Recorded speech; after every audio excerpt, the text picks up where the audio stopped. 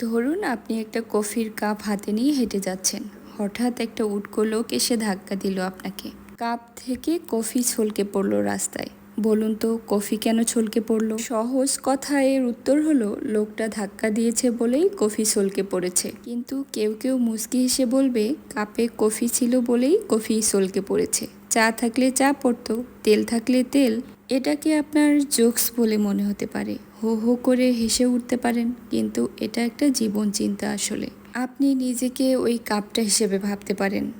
আপনার আমার কাপ ভর্তি আমাদের চরিত্র, আমাদের আসল স্বভাব।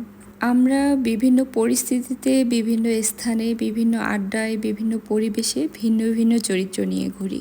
কোথাও আমরা অতি সুশীল, কোথাও বিপ্লবী, কোথাও বিনয়ী, আবার কোথাও উগ্র।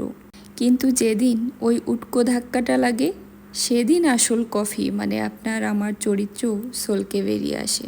ধাক্কা খেলেই সুশীল চেহারাটা ধরে রাখা যায় না, আর তখন বোঝা যায় আপনার ভেতরে কি আছে, চা নাকি কফি।